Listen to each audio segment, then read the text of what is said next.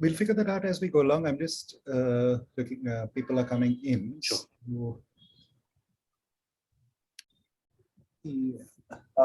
So, So guys, if you need anything, I'll be on the back channel as well. So I'm going to be switching off my audio and video now because I don't participate in this. So I'll be listening to you. If you need anything, you can reach out to me anytime. Yes, thank you. All right. And what I will be doing is messaging in the chat that only panelists can see to notify the next person that I'm going to be calling on you next. All right. And I plan to go in a random order. So based on who's here. Right. We'll just give it another couple of minutes for people to come in the audience because we're technically not yet at 7.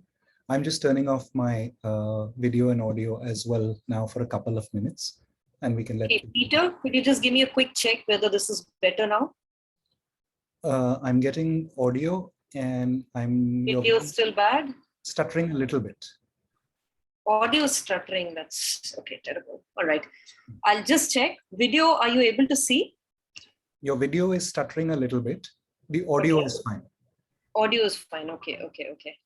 I'm just going to go and check my internet connection, but video as it is fine, frame and all? Frame is fine. Okay, all right, thanks. Good evening, folks in the audience. We are not yet starting. We'll just give it a couple of minutes for those who are still, coming in here. But we hope that there will be more people in the audience in a bit. But just give us like another minute, and then we'll start.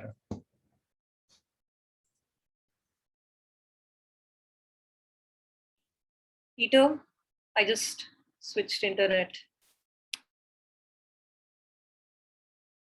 Could you turn on your video for a second so that I can just check whether that seems to be fine now, Ramya? Oh, okay, thank you. Okay.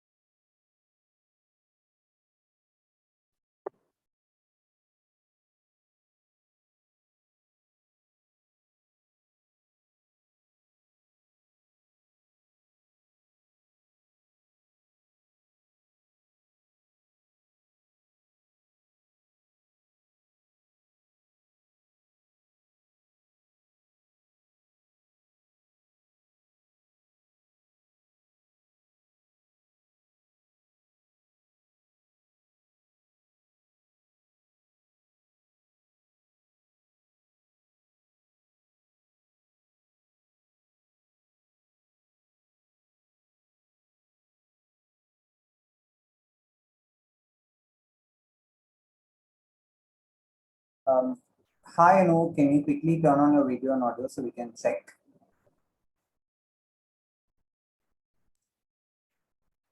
Anu, could you please turn on your video just so that we can check your camera angle and audio before we start formally? Right, sure. Thank you.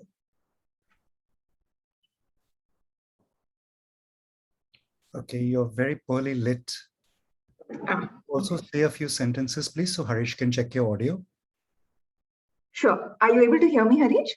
Yes, audio is fine. You're just very dimly lit. Let me just change that. Thank you. I'll just do that. Okay. In the meantime, everybody else, could you please keep camera and microphones off for the moment, and I'll call on you when we start. We have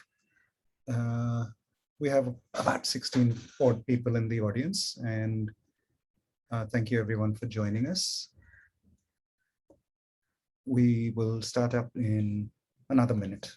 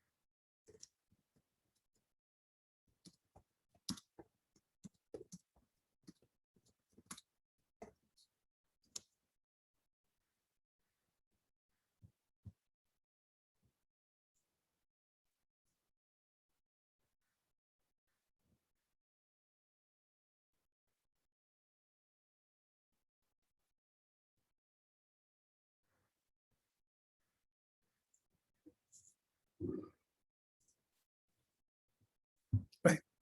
Good evening, everyone, and thank you for joining us for this open mic.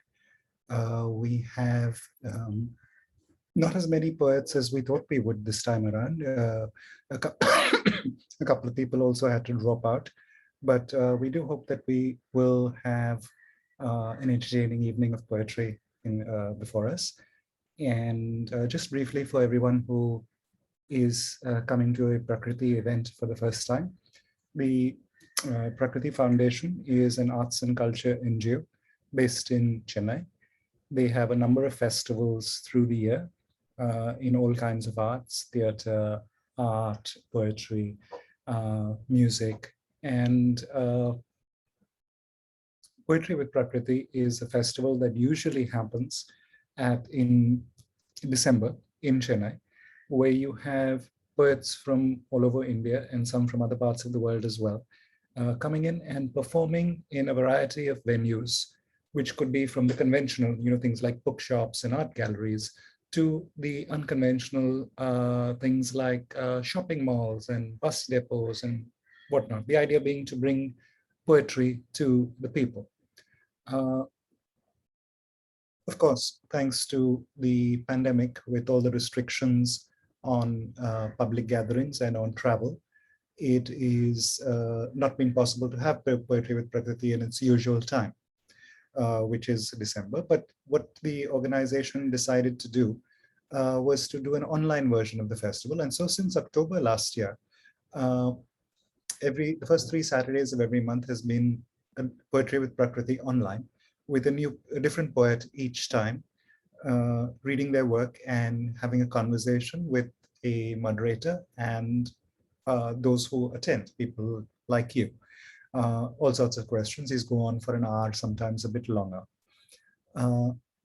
Also, as part of the festival, we've done a couple of readings that remember poets who have been in the festival and who have passed on. We have done readings that honored Margaret Mascarenhas earlier in the year, and a couple of weeks ago, we had an event that honored Eunice D'Souza. Recordings of all of these sessions, everything has been recorded and will be eventually coming up on Prakriti's YouTube channel. We also, Prakriti at its festival has had open mics. The idea being you also want to find the new voices, people who have not had the advantage of a platform like Prakriti's or others. And therefore, when we invite people to this open mic series, we ask that people who apply be ones who have not been published in an anthology or have their own book out and who have not appeared at Prakriti before. We hope to find new poets each time. So our rules are very simple. You get a couple of minutes. Since we don't have too many poets this time, I'm not going to strictly enforce the time limit, but we're asking all our poets to be mindful of this. I will call on them one by one. They will read their work. Folks in the audience, you can comment using the chat. You can also have Zoom's do we have the applaud function? I'm not entirely sure whether it's available in all seminars, but you can definitely express your appreciation in the chat. So let's go with the show. I'm going to keep turning off my video each time a poet comes on, and then come back in to invite the next poet in. And we're going to start off with Gilles, who's joining us from Delhi. Gilles? Hi, everyone. Thank you so much, Peter. Right, all yours. My love, in the stillness of my heart, when eyes closed, I have let all noise dissolve and disappear. The sweet nectar of love just sprouts like a bomb, like a gentle stream of scented light. And that love just pours out of me in colorful rivers of smiles and touch, of care and hugs, in warm gestures and healing gaze, in union and unison. How can I say my love? Who can hold that power, that sweetness?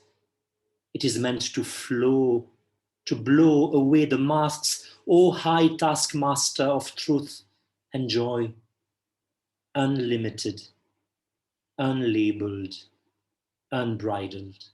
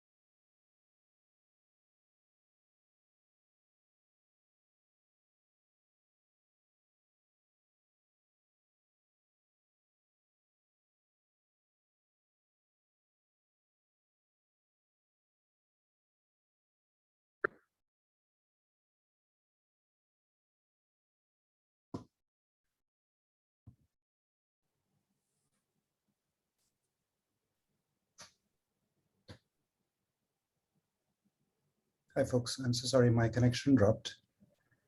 My Zoom froze. Gilles, did you finish reading? So Yes, I did. Yes, I did. Thank you so much. My apologies to everyone. Thank you. And I had to restart my Zoom. So Kinshuk, could you come on next, please? Yeah, thank you. Thank you, Peter. Good evening, everybody. I am Kinshuk Gupta, medical student at Maulana Azad Medical College and a poet. The poem that I'm going to recite today is Immunodeficiency of Love. Immunodeficiency of love. But why did God do this to me is my first question. Perhaps this is how he tickles the goat's brisket before her halal. As the virus ties me upside down, I watch the goat's eyes, the butcher's rusted tongs on her head. For my dose is the recurrent dream of a ship blistering the sea with hot oil. I remember the doctor's droll when he declared me positive that I can live long if I tether on hope. I am tired of bleating for pastures of love. Desires wane, the fat casing dissolves from my bones. Sitting in the lotus position, I inhale days spent watching the black sky, how that star throbbed in pain, and we prayed for it till it became a black hole. I exhale memory. Your absence is an incision that bleeds but doesn't stop heartbeats. The good thing about a disease is that it reminds us that love, like goats, come with counted breaths, but only after our skins are addicted to the touch of tapered fingers. I press my ears against the blisters of love to listen to desires crepitating inside them until the residues of hope are doused in me as the fear in God's eyes. Thank you. Thank you so much.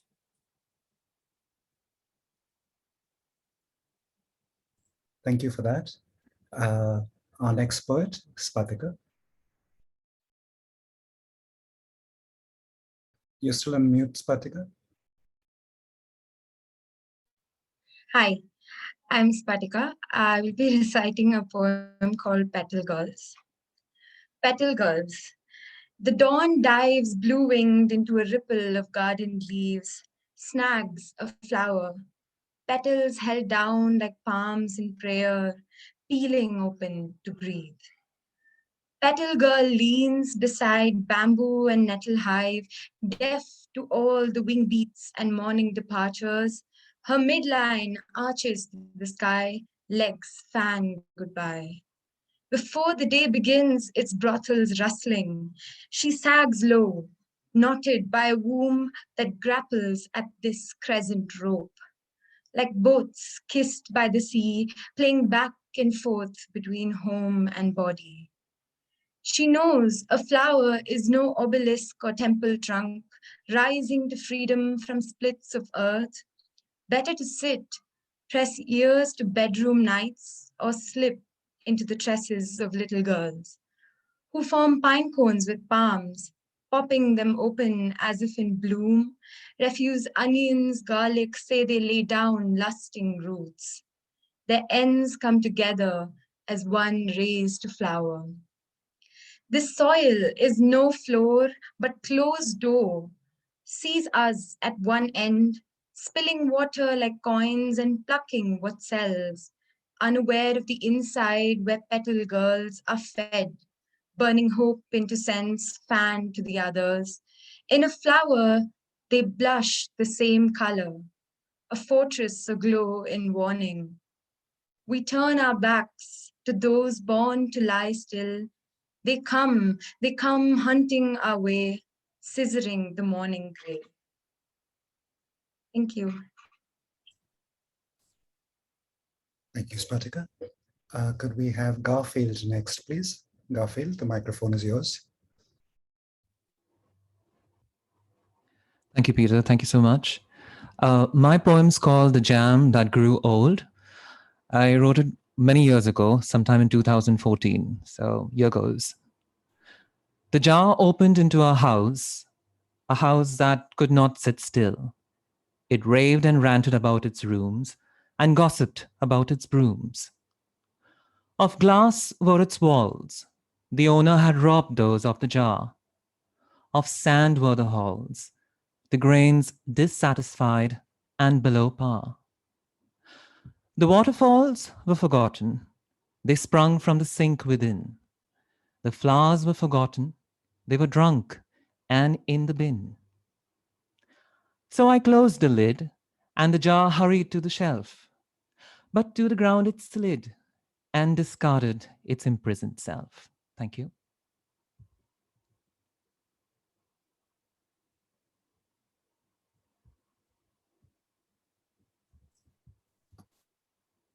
Thank you, Garfield. We'll pass the microphone on now to Sebanti. I'm sorry, I didn't say your name the proper Bengali way. Forgive me.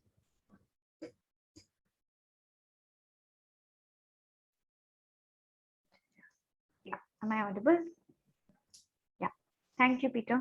Yeah. My poem is called Ninja. I have been lying low for days and months at a stretch.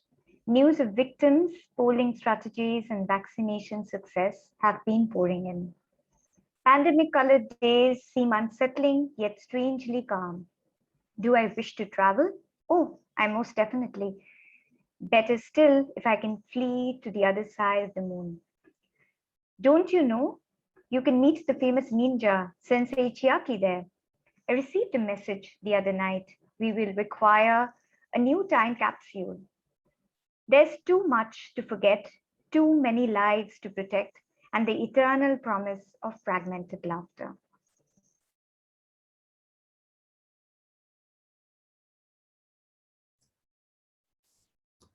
Thank you for that one. Next to the microphone, Lakshmi, could you turn on and join us, please?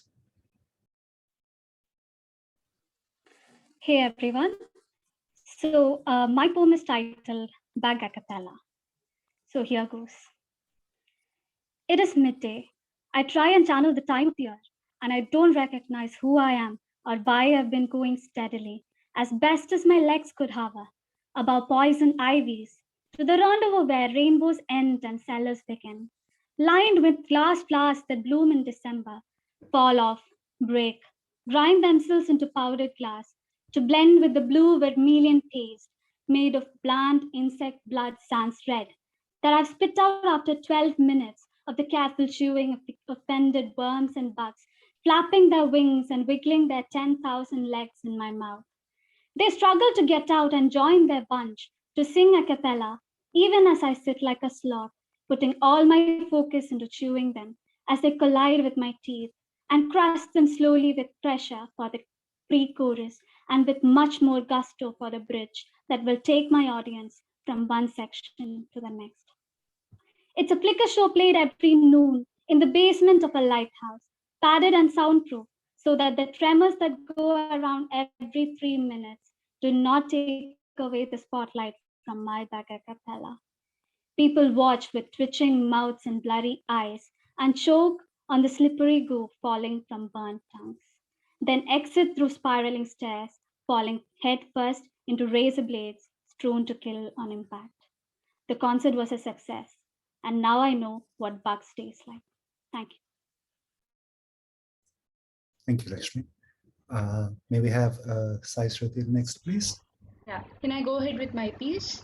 Please do.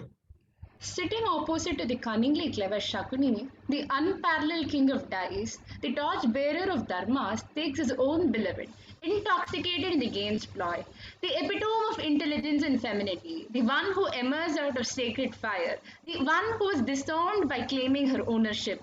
The nefarious Dushasan enters the chamber intending to quench his lust. Clad in a single piece of cloth, she was dragged like a lifeless doll. Her braid was tightly gripped. Dense hair locks were removed, touching the cold floor leaving the residual menstrual bloodstains in and around the palace. Manhandled, abused, and groped, her eyes screeched for mercy. The sons of Pandu hung their heads in shame. Betrayal and agony seeped into her veins. The hot-blooded laughter of Kauravas, questioning her chastity, withstanding the ignominy of being called a polyandrous prostitute. She was brutally disrobed in the royal court. Her dear friend unties the bandage in his hand to safeguard her dignity, granting her an infinite protective garment. Was he too late? If he is a supreme lord, why didn't he prevent her humiliation earlier? In the assembly, she interrogates the inaction and cowardice of the nobles and dignitaries. Centuries later, justice and righteousness are just terms where millions of Draupadis are unheard and unanswered. It wasn't a curse or plea of an assaulted woman. It wasn't a tale of a vindictive woman. It wasn't her insurmountable grief. She wasn't the cause behind the destruction of Hastinapur. Alas, it was the downfall of Dharma itself. Thank you. Thank you so much. May we invite to the microphone Anu Rao, please? Hi, everyone. My poem is titled A Walk Down 16th Road in Mumbai. A walk down 16th Road in Mumbai. Car West on a November afternoon behaved exactly as it should have. Cobbled, bright, marginally snooty. Two autos competed to reach me on 16th Road. Of course, this was because I wasn't looking for one. The guard at Rebecca Devan's shiny bridal showroom tentatively opened the door. I fled from marriage and an expensively maintained pet dog, agitated by the lack of a proper pavement. I stumbled across potted plants spilling out of a pink but now yellow repainted apartment and panted towards the main intersection. How does one ever cross Khardanda Road, I wondered. The answer walked towards me as a wrinkling lady, demure in a fading maroon sari. We looked at each other as we crossed an eternity, and the entire city stared back from her old lined eyes. Thank you. Thank you, Anu. Next on the microphone, Ramya. Hi, Peter. Am I audible? Hello? Am I audible? Perfectly. Okay. My piece is called Borders. You had me at eye contact. Kind words and other trespasses, but you are uncomfortable in silences. In the no man's land of sighs and whispers, in sensations that carry no words, feelings that float. So you find your comfort in speed and speech. Make it quick, you tell me, this we thing. Draw us a border or you and me just might stick. You're really saying, hug me like it doesn't matter that it's not a kiss instead. And what do you know? I do. Our futures plotted in terms and conditions. I sign off on our mutual definitions. Friends. We walk away seeking drama and glory, hawking plastic sentiments to anyone who will fall for our words. When we pass each other in the economy class of stories, nevertheless, we wave across our borders, flashing airbrushed relationship statuses in lieu of hellos because who needs to? Occasionally, when we speak, our remembering collides, our laughter and quips flake and chip on each other, and we bleed bite-sized poetry. We are traveling merchants of words. With love, however, we will still have no dealings. And now, packing trophy experiences, boarding passes in hand, we wait, side by side at some airport. And I hope that the call that comes for me will be yours too. All I ask is that you leave the door of possibility open. But maybe you won't. No baggage, no labels, no messes, no fusses. We'll be amiable fellow passengers, cordial partners even. But there's nothing in our contract that says we can't hold hands. Thank you, and I'm done.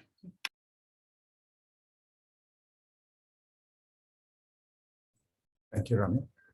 I think our last poet for today is Arti. Arti, could you come to the microphone, please? Can you hear me? unlucky and wasted. I'm looking for gills to borrow, for water to fill around me, for dissolved oxygen, for the spark which gets filtered through the vast dampness. I'm looking for crutches in roots, for the fungi underneath, for the signals slowly pacing through the roots from one tree to another, for holding on to it and traveling along. I'm looking for stardust in the air, for the smiles that are scattered, for wholesome dried flesh which nourish, for dismembered heartbeats carried by space ants. Thank you.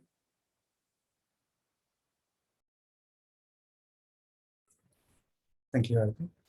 I'm going to invite our poets to, this was unscheduled, so I'm going to ask those of our poets who have a second poem to come back on again while they sort out what they would perhaps like to read.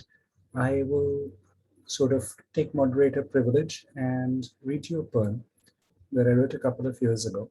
This is, I mentioned Margaret Mascarenhas a few earlier when we were talking, and Margaret was my boss and my first job, and she passed away after a long battle with cancer a couple of years ago. And this is based on a conversation we had just a few days before she died, and it's called Haunting Code.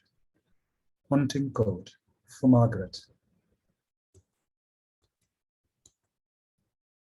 What about the haunting code, you said?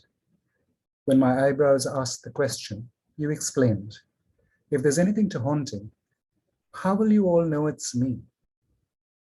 A bird, I said. A bird, you agreed. A phoenix, I said. Because, I didn't say, my heart aches and I want you to rise. Would a made-up bird work, you said. We agreed that it would, because where is it written that you can only come back as a scientifically named species? And imagine birds can fly into dreams. It has to be something specific, you said, so you'd know for sure. A weaver bird, I said, winding a red ribbon into its nest. What are those, you said, and I told you about my garrulous monsoon neighbors who wake me every morning when they thread grass stalks into their new homes. Are they like, and you called out to your sister, what are those birds that build the nests that are works of art? Bowerbirds, she answered. We talked a while of bowerbirds in this old home you've restored from ruin and made your own, surrounded by love. I'm not afraid to die, you said, closing your eyes and not waking up. That's okay. I don't care about legacy, you said. When I'm gone, I'm gone. I'll have to look up weaver birds, you said, and then, eyes closed, I'm leaving this to you guys. Just decide and let me know. And so that night, we, who you flew with now and then, talked and decided on kingfishers, Goan, swift, energetic water birds, iridescent, never gaudy, tiny. Just then, a lone firefly circled over my outstretched legs and explored the balcony before heading back to the coconut and banana groves with the river running by them. And so the next day I said, a kingfisher or a firefly? I like kingfishers and fireflies, you said, and smiled, eyes closed. That's settled then. Ramya, you have a second poem that you could come up and share with us, please? I do, yes, but it's a little longer than 2 minutes. Would that be okay? That's fine. Okay. So Anu's poem on Khardanda, just I couldn't resist. So Mumbai poetry. This is called A Mumbai Kind of Welcome. Chhatrapati Shivaji Maharaj International Airport welcomes you. Putsa Station, Vele Parle. Agla stop, Parla Parla Parla. And this is how Mumbai says welcome in many languages, each unique to its own neighborhood. It's not called the island city for nothing. Reclamation, flyovers, and sea links bridge water, train lines, and suburbs across 7 islands. My city breathes in cultures distinct from each other. We are a different society in every station, fast or slow. The queen of the suburbs lays out the stench of a creek when you approach, and Borivali makes you walk the length of 2 train platforms just to exit the station. But only one place greets you with the appetizing whiff of sweet biscuits. Welcome to Veliparle, home to Parle Ji, and also Sabzi Mandi and fish markets. Midway between meat-loving Makapau land of Mahim and the stern vegetarianism of Makabo, Malad, Kandivli, Borivali, Veliparle tells you that in this city you will find home.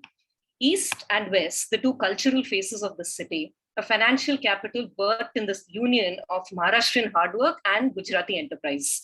Both states vying for this piece of Annapurna's blessing. In Veliparle, they reside together peaceably. Not at all like Godse and Gandhi, more like Thackeray and Modi, or Shiv Sena and BJP. Mumbai's 2 origin cultures both call Veliparle home. Being an Andheri girl, I knew Veliparle like I knew my neighbors, as familiar as my mother's Sahakari Bhandar shopping bags. But when adolescence hit, a new landscape unfolded.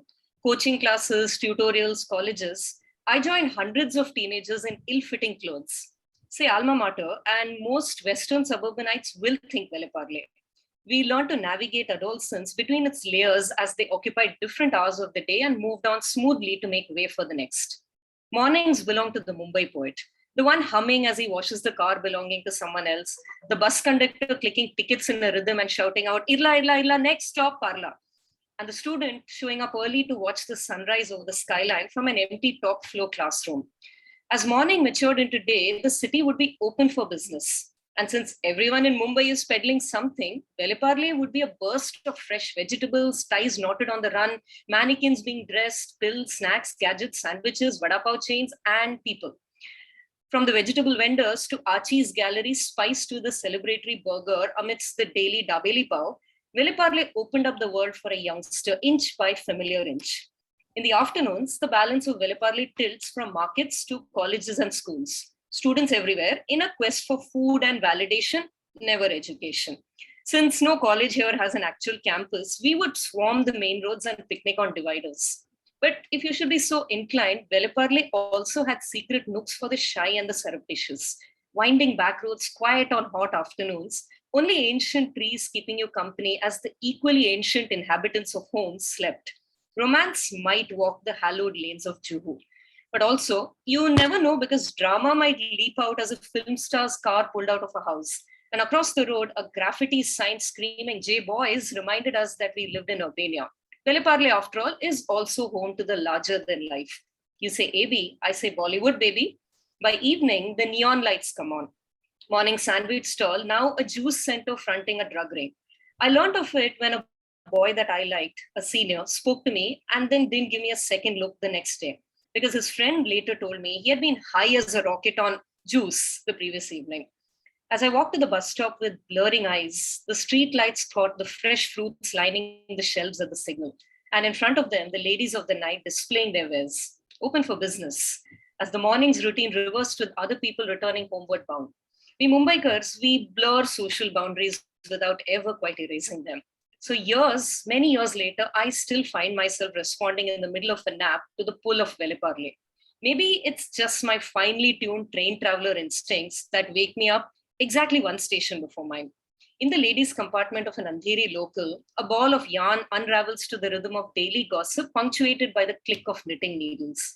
2 bogies away, the clatter of tin cans painted with a colored stripe and carrying empty tiffin boxes adds cadence.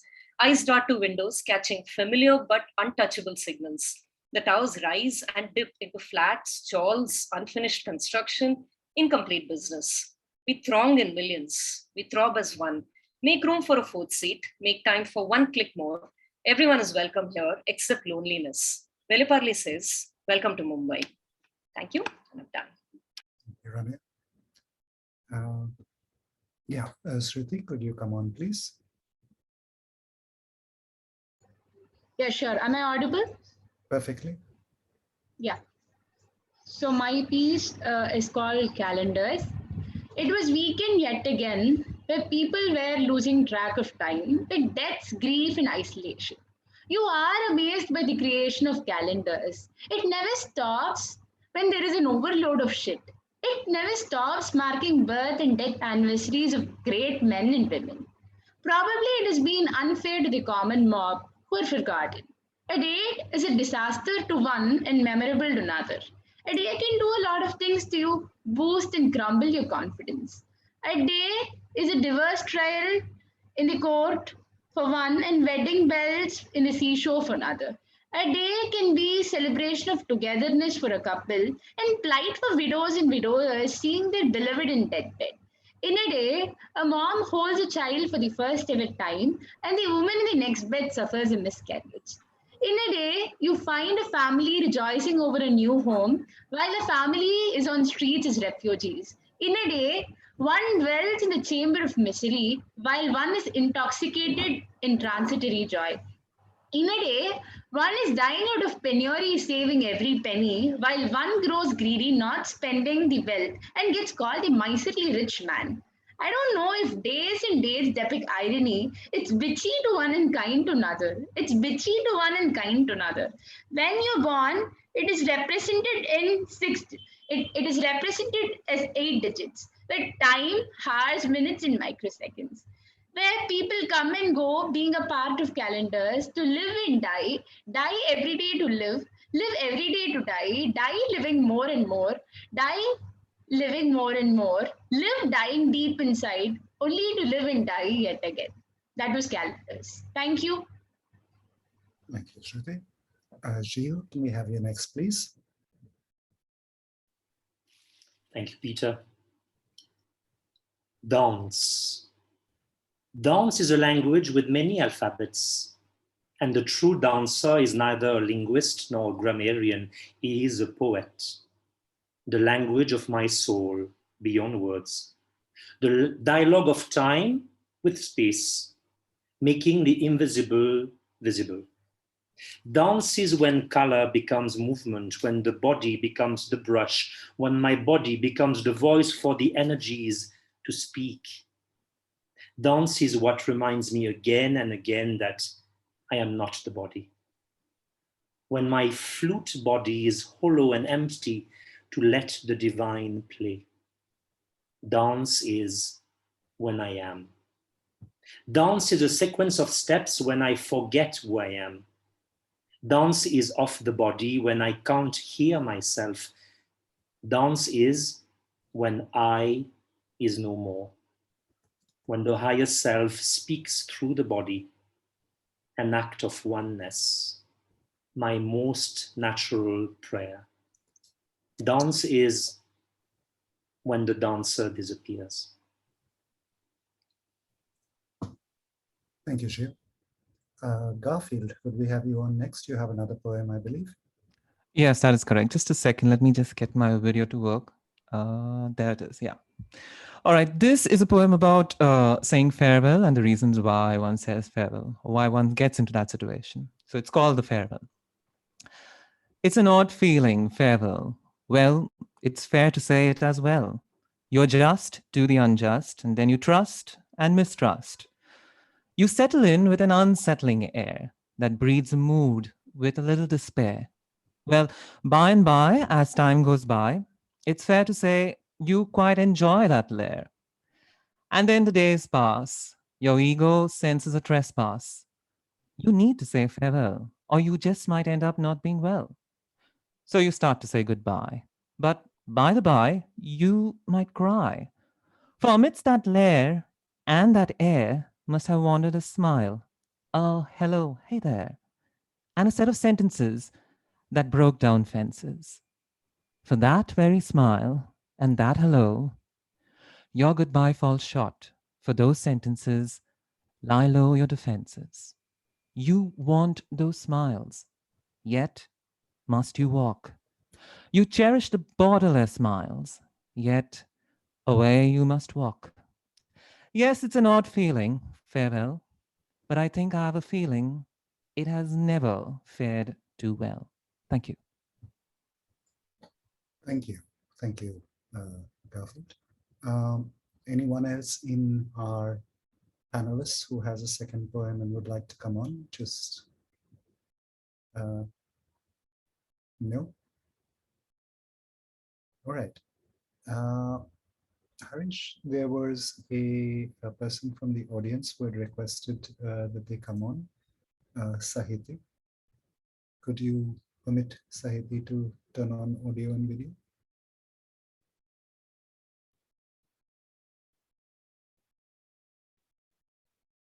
Harish?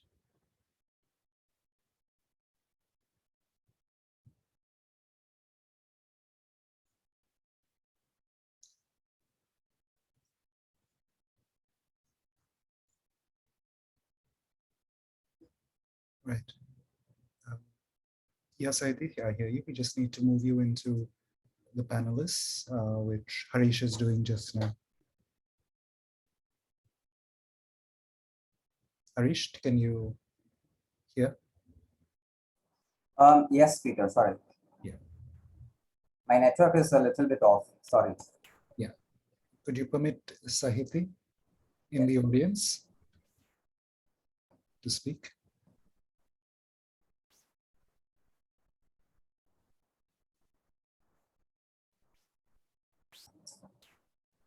Yes, now they can talk. They are the panelists. All right. Sahiti, the microphone is yours. Yeah. Hi, Peter. Thank you. And thanks, Harish, for adding me back. I'm a 15-year experienced professional. I just took to poetry very recently, so it's a bit raw and rough. This is a two-part thing. I write in 4 lines. Open mic. Do not spend time on introductions. Just go with your poem. Yeah, the title of the first part is Unrequited Love. How do I have the audacity to think I know love? Now, has even one soul that walked this earth been inspired by me? Could the day come for the tigress to surrender to this one intensity as a dove? Would my heart's music that has changed rhythms ever stop beating for he? And the second portion title is 1,000 Pieces. My heart is breaking into 1,000 pieces each day that I don't speak to you. My breath is never whole as my memories of you each moment interrupt my breathing in between. Well, I have learned to gather the pieces of my heart each day morning and begin anew with a radiant smile. But have I known how to breathe in full and allow the life force to emanate from my broken heart? I'm not so sure. Thank you. There's someone called Chat in the panelists. Who is that? You went here earlier.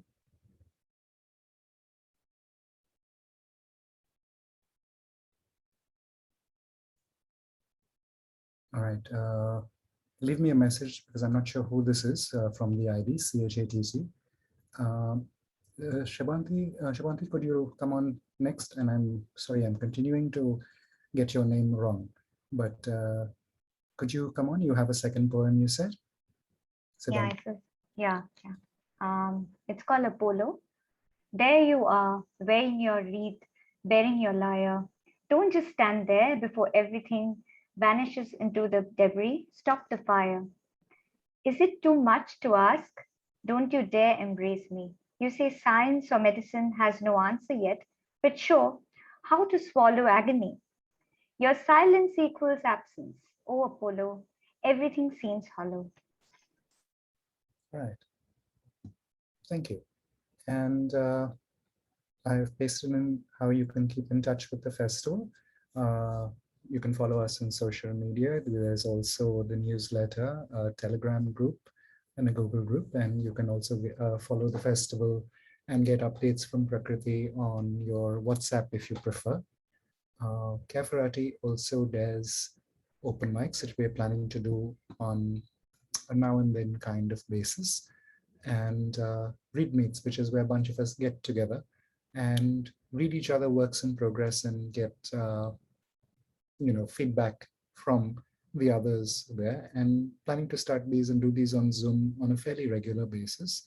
So all of you who read today, you do have my email address. So get in touch with me if you would like to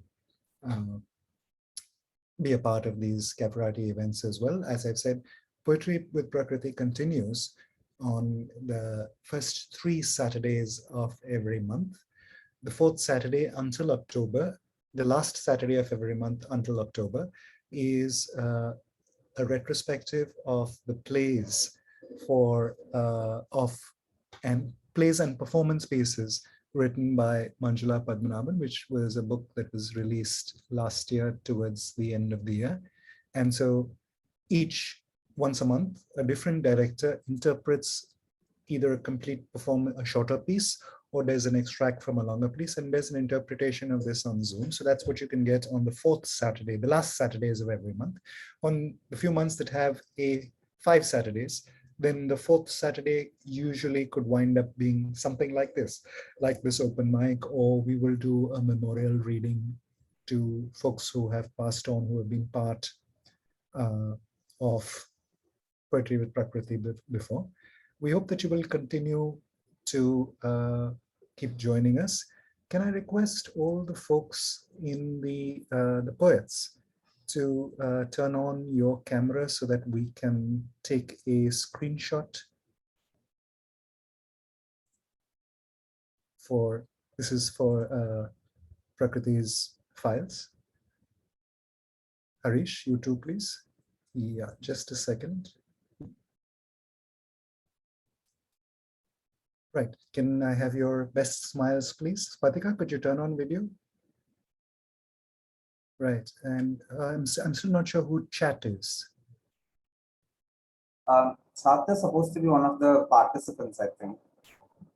Okay, right. I was a little confused out there.